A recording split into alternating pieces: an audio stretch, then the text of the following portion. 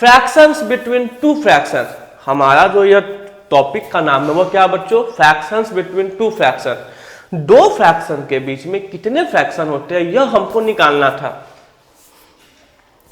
तो एक जाहिर सी बात है, जैसे हम लोगों ने बताया था दो इंटीजर्स के बीच में कितने इंटीजर्स होते हैं, तो वहां कंडीशन डिपेंड था कि आप बता सकते हैं गिनकर। लेकिन यहाँ क्या है, दो फ्रैक्शन के बीच में they are infinite fraction number in between them, मतलब कि दो फ्रैक्शन के बीच में इनफाइनाइट फ्रैक्शनल नंबर होते हैं और हम इनको निकाल सकते हैं। लेकिन कितना निकालिएगा, 20 निकालिएगा, 30 निकालिएगा, 50 निकालिएगा, ज़्यादा से ज़्यादा और क्या निकाल सकते हैं, 100 निकालिएगा। लेकिन हम लोग यह बोलते हैं कि दो फ्रैक्शनल नंबर के बीच में इनफाइनाइट फ्रैक्शनल नंबर होते हैं। अब आखिर ऐसा हम जब बोलते हैं why we can say that they are infinite fractional number in between two fractional number, तो इसके पीछे की जो वजह है, कहानी है, हम लोग उस पर भी बात करेंगे।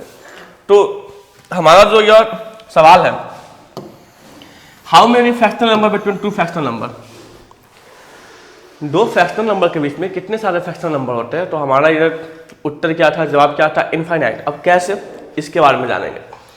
Find number of fraction between 5/17 and 2/3। 5/17 एक फ्रैक्शन है और एक फ्रैक्शन क्या है, 2/3। 5/17 को रीड कैसे कर सकते हैं on the basis of fraction, 5/17 या 5th पार्ट ऑफ 17, 2/3 को 2/3 या 2 part of third. 2 part of third मतलब एक संपूर्ण को 3 भागों में बांटा, उसका दूसरा पार्ट, 2 पार्ट ऑफ थर्ड। इन दोनों का हमको, इन दोनों के बीच में कितने फ्रैक्शन है उनके बारे में यहाँ हमको डिस्कशन करना था। तो आप देख रहे हैं एक फ्रैक्शन 5/17 और दूसरा 2/3 है। दोनों फ्रैक्शन क्या है, कहीं ना कहीं अनलाइक है, because their denominator value doesn't same. इन दोनों का डिनोमिनेटर वैल्यू अलग अलग है, तो हम बोल सकते हैं दोनों फ्रैक्शन क्या है, अनलाइक सेट ऑफ फ्रैक्शन है। अब मेरा जो फर्स्ट स्टेप होगा, हमारा जो फर्स्ट मोटो होगा, हमारा मोटिव क्या होगा, we have to find, we have to change या we have to reduce both fractions into their lowest common denominator, या उसी का एक और नाम होता है लाइक। तो आपको सबसे पहले क्या करना होगा, इस अनलाइक फ्रैक्शन को लाइक फ्रैक्शन में लाना होगा। अब इस अनलाइक फ्रैक्शन को लाइक फ्रैक्शन में लाने के लिए, मतलब डिनोमिनेटर को बराबर करने के लिए, इन दोनों फ्रैक्शन के डिनोमिनेटर के वैल्यू का एलसीएम निकालेंगे। तो एलसीएम ऑफ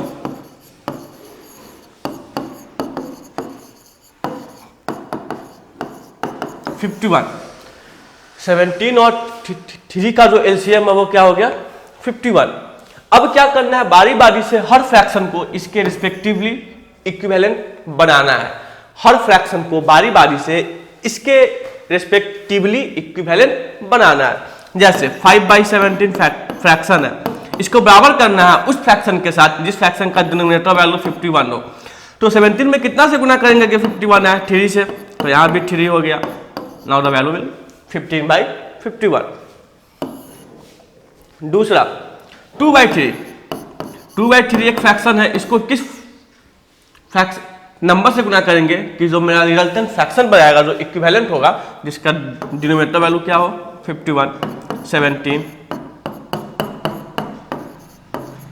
तो हमने क्या किया, अपने एक्सपीरियंस से, जो अपना जो मेथड है, हमारा मेथड नहीं, किताब का मेथड, हम कोई बहुत बड़े मैथमेटिशियन है नहीं, जो किताब लिखा रहता है वही मैं आप लोगों को सिंपल शब्दों में समझाता हूँ।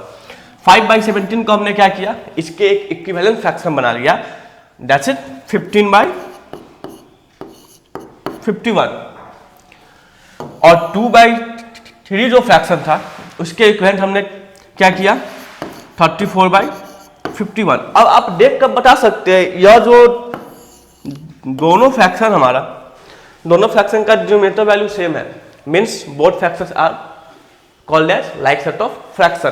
तो अब 15/51 और 34/51 के बीच में कितने सारे फ्रैक्शन आ सकते हैं, तो अब आप आसानी से बढ़ा सकते हैं। 16/51, 17/51, 18/51, 19/51, 21/51 एंड गोज ऑन 33/51। आखिर यह दोनों फ्रैक्शन इसी के ना इक्विवेलेंट है, इसी के ना बराबर है, तो हम इस फ्रैक्शन के बीच का निकाले या इन दोनों के फ्रैक्शन के बीच का निकाले, बात तो सेम सेम।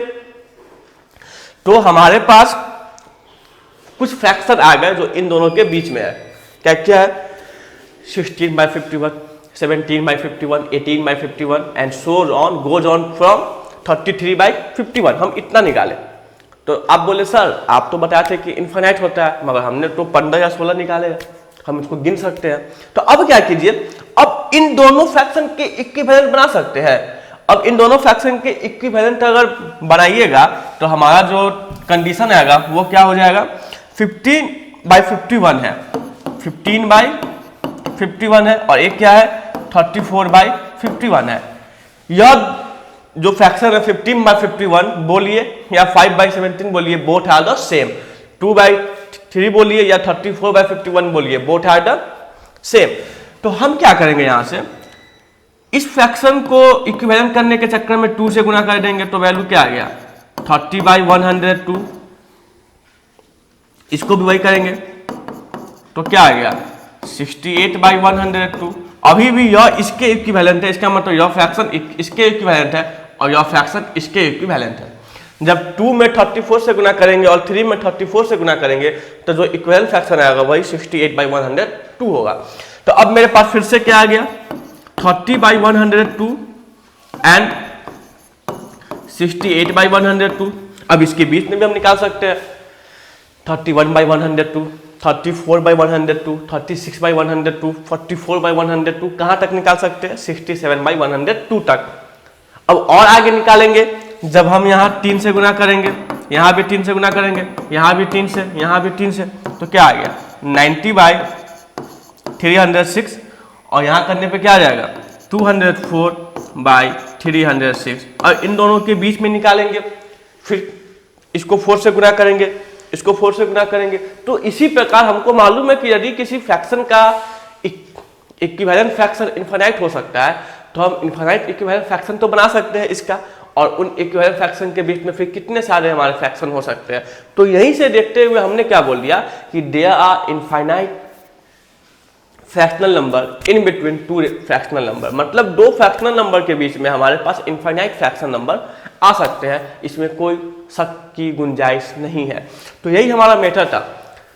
और एक और मेथड होता है, उस मेथड के बारे में हम लोग चर्चा करेंगे। यह हमारा फर्स्ट मेथड जो सबसे आसान मेथड है, मेरे अगर राय मानिएगा, हमारा ओपिनियन मानिएगा आप लोग, तो इसी मेथड से इसको सॉल्व कीजिएगा। वैसे मैं एक और मेथड बता देता हूँ आप लोगों को, लेकिन उस मेथड में क्या है ना, एक्यूरेसी ज़्यादा नहीं है, समय ज़्यादा लगेगा, कैलकुलेशन लगेगा, थोड़ा आप घबरा सकते हैं। समय अगर आपके पास कम रहेगा तो इस मेथड को ही सॉल्व कीजिएगा, इससे आपका सवाल बहुत आसानी से चंद मिनटों में बन जाएगा, लेकिन वहाँ पे आपको कुछ दिक्कतें का सामना करना पड़ेगा।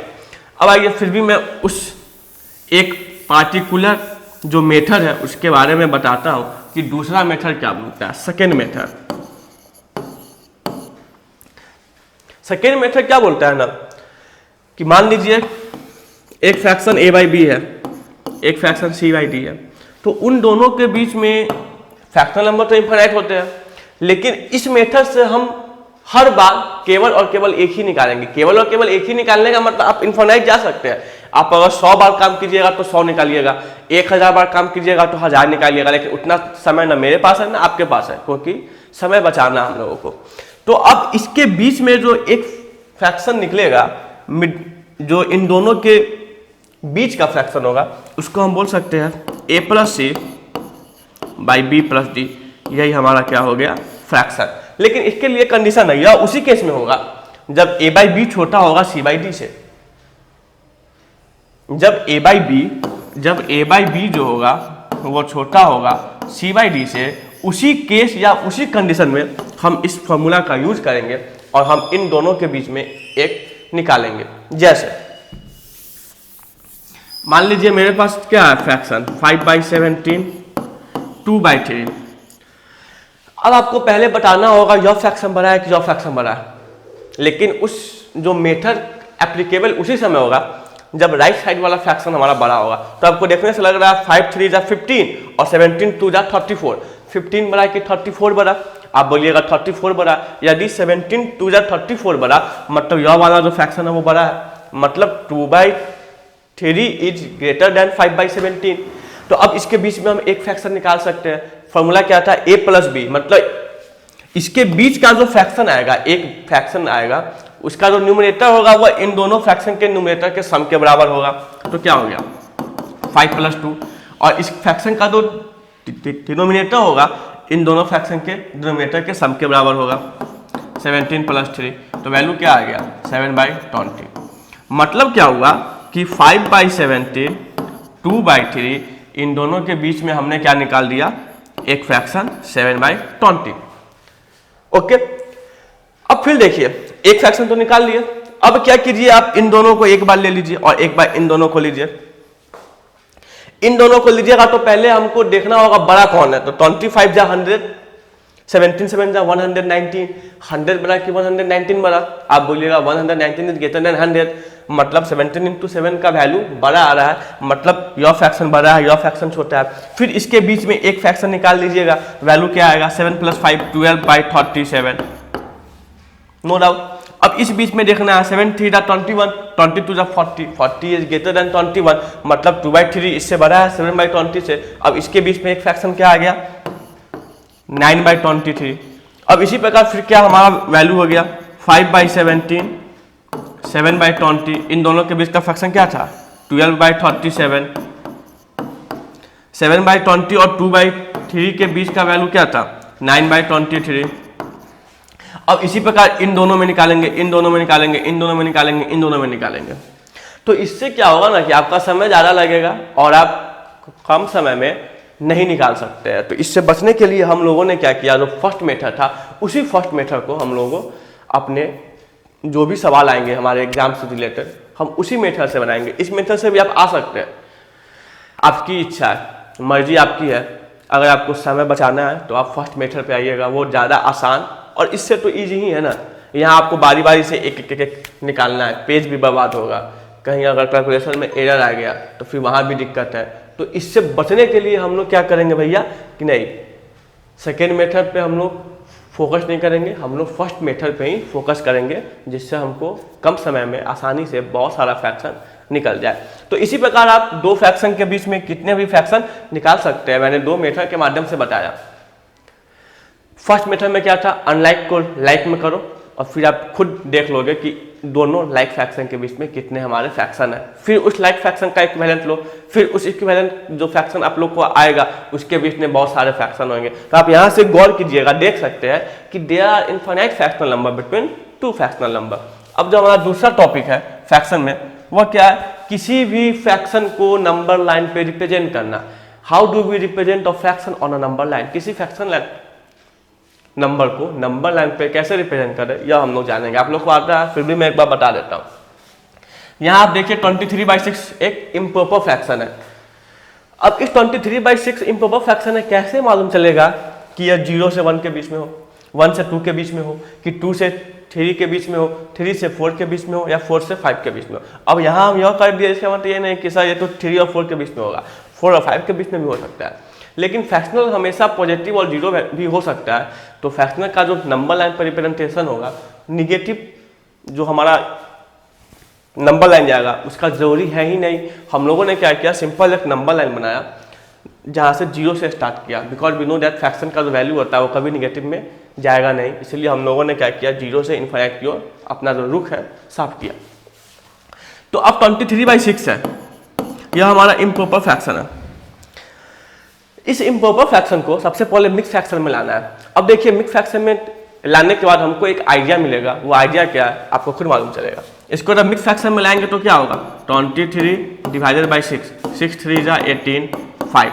तो क्वोशंट क्या हो गया 3, रिमाइंडर क्या हो गया 5, और यह क्या हो गया डिवीजन। अब आपको मालूम है कि जब भी इम्प्रॉपर फ्रैक्शन को मिक्स फ्रैक्शन में लाएंगे तो हमारा जो होल पार्ट होता है वह क्वोशंट होता है, और जो फ्रैक्शनल पार्ट होता है that's mean proper fraction part होता है वह क्या होता है, रिमाइंडर बाय डिवीजन। मतलब न्यूमरेटर रिमाइंडर होता है और डिनोमिनेटर क्या होता है हमारा डिवीजन। तो हम इसको कैसे लिख सकते हैं, we can write as 3 whole 5/6।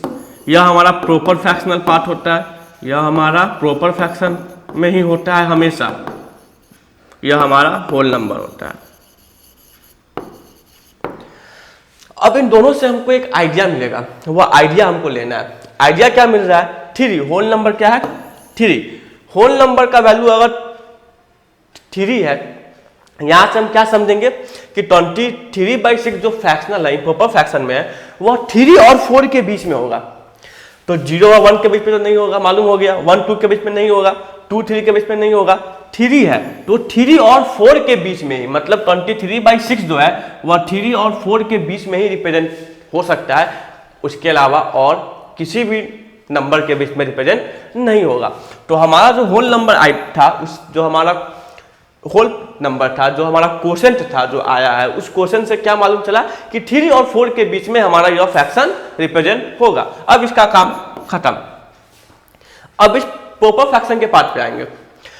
तो प्रॉपर फ्रैक्शन के पार्ट पे आने के बाद हम क्या देखेंगे कि 5/6 है, और आपको मालूम है डिनोमिनेटर का जो वैल्यू 6 होता है, उसका मतलब क्या होता है कि किसी भी होल को 6 बराबर भागों में बांटना। तो 3 और 4 के बीच में हम 6 बराबर भागों में बांट देंगे, मतलब 3 और 4 के बीच का जो मंजिल है उसको हम लोग 6 बराबर भागों में अब बांटेंगे। अब 6 बराबर भागों में बांटेंगे, कैसे बांटेंगे? इसको 1 नहीं गिनेंगे, 3 से 4 के बीच में 6 बराबर भागों में। तो यह हो गया first part, second part, third part, fourth part, fifth part and last one is sixth part. First, second, third, fourth, fifth, sixth.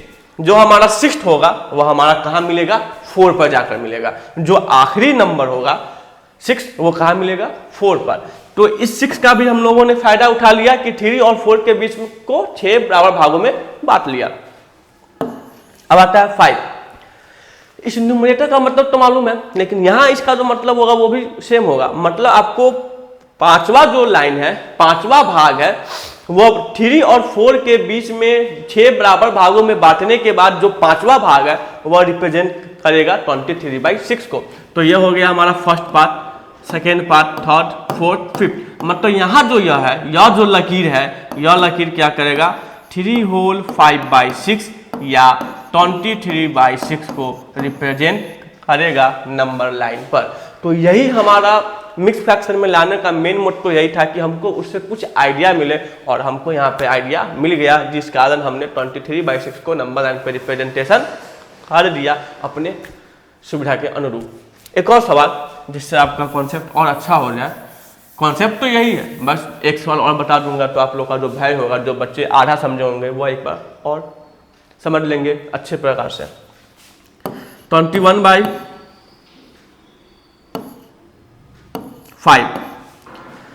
21/5 यह हमारा एक फ्रैक्शन है। 21/5। अब इस 21/5 को नंबर लाइन पे रिप्रेजेंट करना है। हमको मालूम नहीं है कि 0 से 1 के बीच में होगा या 1 के 2 के बीच में होगा। तो पहले क्या करेंगे, इसको मिक्स फ्रैक्शन में लाएंगे। तो मिक्स फ्रैक्शन में लाने के बाद क्या हो गया? 4 होल 1/5, 5 हो जा 20, 20 + 1 21, 21/5। तो हमने इम्प्रॉपर फ्रैक्शन को मिक्स फ्रैक्शन के रूप में ले आया 4 होल 1/5। तो यहाँ जो 4 हमारा क्वोशेंट है वह क्या बता रहा है कि हमारा 21/5 जो एक फ्रैक्शन है वह 4 और 5 के बीच में होगा। वो 4 और 5 के बीच में ही बनेगा। इसके अलावा और किसी भी नंबर लाइन पे कोई भी वैल्यू है, उस वैल्यू पे बीच में यह नहीं बनेगा। यह केवल और केवल हमेशा के लिए 4 और 5 के बीच में ही यह फ्रैक्शन को हम लोग रिप्रेजेंट कर सकते हैं। 1/5। अब ये जो 1/5 है, 1/5 आखिर है क्या? फिर आपको मालूम है कि जो डिनोमिनेटर का वैल्यू 5 है वह 4 और 5 के बीच को 5 बराबर भागों में बांटेगा। यह 4 और 5 के बीच में 5 बराबर भागों में यह बांटेगा। तो यहां से यहां मान लीजिए 1 पार्ट, 2 पार्ट, 3 पार्ट, 4 पार्ट, यह हो गया हमारा 5वां पार्ट। जो 5वां पार्ट जो आखिरी पार्ट था वो किस पे आ गया? 5 पे आ गया। वो किस पे आ गया? 5 पे। 1 2 3 4 5। तो इसको मैं ऐसे दिखा सकता हूं। तो यह 5 पे ही आ गया। अब ये न्यूमरेटर का वैल्यू 1 है। न्यूमरेटर का वैल्यू 1 है, इसका मतलब क्या बोल रहा है कि 4 और 5 के बीच में जब हमने 5 बराबर भागों में बांटा तो उसका जो फर्स्ट भाग था वह हमको दिखाएगा 21/5 को नंबर लाइन पे। तो फर्स्ट भाग कौन है? यह है। तो यह क्या दिखा देगा? 4 होल कहाँ है? 1 कितने भागों में बांटा गया था? 5 भागों में बांटा गया था, मतलब 21/5। मतलब हमने इस प्रकार किसी भी फ्रैक्शन को नंबर लाइन पे कैसे रिप्रेजेंट कर सकते हैं जान लिया। अब यह तो इम्प्रॉपर फ्रैक्शन का बात था। अब यदि कोई प्रॉपर फ्रैक्शन है 5/8, 5/8 क्या है? प्रॉपर फ्रैक्शन है। तो अब इस फ्रैक्शन को नंबर लाइन पे कैसे रिप्रेजेंट करेंगे? इस फ्रैक्शन को नंबर लाइन पे रिप्रेजेंट यदि हमको करना है तो फिर मिक्स फ्रैक्शन, तो मिक्स फ्रैक्शन तो हमारे पास है ही नहीं।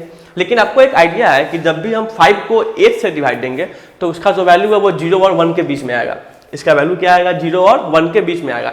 हमने वैसे भी तो किया था कि जब हमने 21 को 5 से डिवाइड किया था तो क्या समझे थे कि 4 और 5 के बीच में आएगा डिवाइड देने के बाद। लेकिन यहाँ तो हमको जाहिर सी बात है, मालूम है कि कोई भी प्रॉपर फ्रैक्शन होता है वो 1 से छोटा होता है और 0 या 0 के बराबर होता है और 0 से बड़ा होता है। तो 5/8, तो 5/8 का मतलब हो गया कि यह जो है 0 और 1 के बीच में लाई करेगा, क्योंकि इसका जो वैल्यू होगा 0.6 के समथिंग होगा, जो कि 0 और 1 के बीच में लाई कर रहा है। तो हमने क्या किया कि 0 और 1 के बीच में इस फ्रैक्शन को सोचा कि इसी 0 और 1 के बीच में यह जो फ्रैक्शन है रिप्रेजेंटेशन किया जा सकता है, या किसी भी प्रॉपर फ्रैक्शन का जो रिप्रेजेंटेशन होगा वो हमेशा 0 और 1 के बीच में ही होगा। इसमें 1, 2, 2, 3 खोजने की जरूरी नहीं है, 1 से 2 में होगा या 2 में 3 में होगा, यह इम्प्रॉपर फ्रैक्शन में आप खोज सकते हैं। लेकिन किसी भी प्रॉपर फ्रैक्शन का जो नंबर लाइन पर रिप्रेजेंटेशन होगा वह हमेशा 0 और 1 के बीच में ही होगा। तो अब यहाँ तक तो बात हो गया। इस 8 का मतलब कि 0 और 1 के बीच के जो जगह है उसको हम लोगों ने 8 बराबर भागों में बांट दिया। 1, 2, 3, 4, 5, 6, 7 एंड लास्ट वन जो 8 है वो 1 पे आकर मिल गया। अब 5 न्यूमरेटर 5, तो 1, 2, 3, 4, 5 यह जो जगह है यह जगह क्या दिखाएगा? 5/8। तो इसी प्रकार हम किसी भी प्रॉपर फ्रैक्शन या इम्प्रॉपर फ्रैक्शन को नंबर लाइन पे रिप्रेजेंटेशन कर सकते हैं। अब कोई कॉम्प्लेक्स फ्रैक्शन आ गया, उस कॉम्प्लेक्स फ्रैक्शन को आपसे पूछा जाएगा कि भैया इस कॉम्प्लेक्स फ्रैक्शन को नंबर लाइन पे रिप्रेजेंट करना है। तो कॉम्प्लेक्स फ्रैक्शन क्या होता है? किसी भी फ्रैक्शन का जब न्यूमरेटर या तो फ्रैक्शन में हो या तो डिनोमिनेटर का वैल्यू फ्रैक्शन में हो या न्यूमरेटर और डिनोमिनेटर दोनों फ्रैक्शन में हो, तो पहले क्या करेंगे जो मैं आपको बताया था, उस कॉम्प्लेक्स फ्रैक्शन को सिंपल फ्रैक्शन में लाएंगे और सिंपल फ्रैक्शन में लाने के बाद मालूम चल जाएगा आपको कि अब प्रॉपर है या इम्प्रॉपर। यदि सिंपल फ्रैक्शन में आने के बाद प्रॉपर होगा तो 0 और 1 के बीच में ही बनेगा, यदि वो इम्प्रॉपर होगा तो पहले उस इम्प्रॉपर को मिक्स में लाएंगे और मिक्स में लाने के बाद कैसे बनाते हैं ये तो आपको मालूम ही है।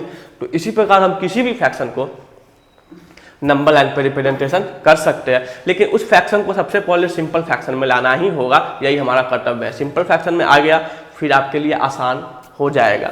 तो आज के वीडियो में जो हमने यहाँ देखा, क्या देखा?